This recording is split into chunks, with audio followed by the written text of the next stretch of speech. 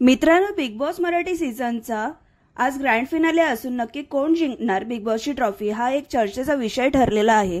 मात्र यातच एक नवीन अपडेट तुफान व्हायरल होत आहे। तर हो मित्रांनो, बिग बॉस मराठीचं ग्रँड फिनालेचं शूटिंग नुकतंच शूट करून झालेलं आहे आणि आज सर्वांना टेलिकास्टद्वारे घरोघरी बिग बॉस ग्रँड फिनाले पाहायला मिळणार आहे। तर मित्रांनो, या सोहळ्यात बिग बॉसची ट्रॉफी नक्की कोणाला मिळाली, तर कोण ठरला बिग बॉस मराठीमध्ये रनरअप, याबद्दल सगळं आपण जाणून घेणार आहोत। त्याआधी लेटेस्ट अपडेट्स पाहण्यासाठी चॅनलला सबस्क्राईब करून नक्की घ्या।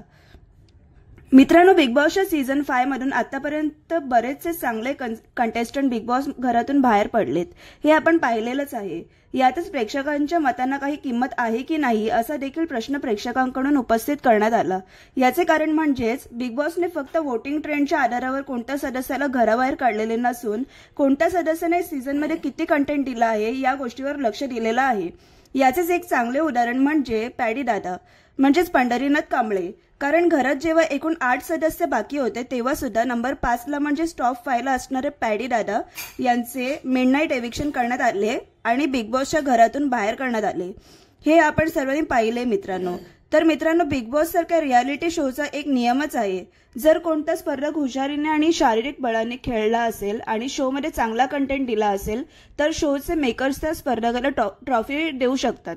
मात्र असे पण स्पर्धक जे शोला तितका कंटेंट देत नाहीत मात्र प्रेक्षकांचा भरपूर सपोर्ट त्यांना बाहेर मिळतो, त्या स्पर्धकांना ट्रॉफी न देता आर्थिक बक्षीस देण्यात येऊ शकते।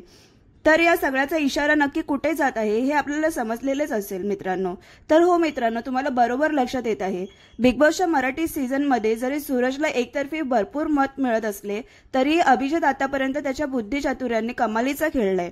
स्वतःवर भरपूर संयम ठेवून अभिजितने काम माइंडने बिग बॉसच्या घरात बाकीच्यांपेक्षा वेगळाच गेम खेळलाय।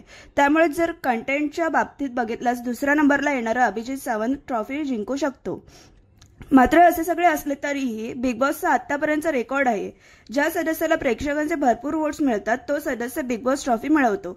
आणि मतांच्या बाबतीत सूरजला कोणाची कॉम्पिटिशनच नाहीये, कारण जर सूरजला 40% मत मिळतात तर बाकी सर्व सदस्यांचे मिळून फक्त 60% मत आहेत। त्याचप्रमाणे बिग बॉसचा टीआरपी जर जास्त आहे तर याचे एक कारण म्हणजे सूरज चव्हाण हा सुद्धा आहे, कारण सूरज चव्हाणमुळे गावातून खेडेगावातून लोक बिग बॉस मोठ्या प्रमाणात बघत आहेत। तर मित्रांनो, तुमच्या मते ट्रॉफी कोणाला मिळाली पाहिजे कमेंटमध्ये नक्की सांगा।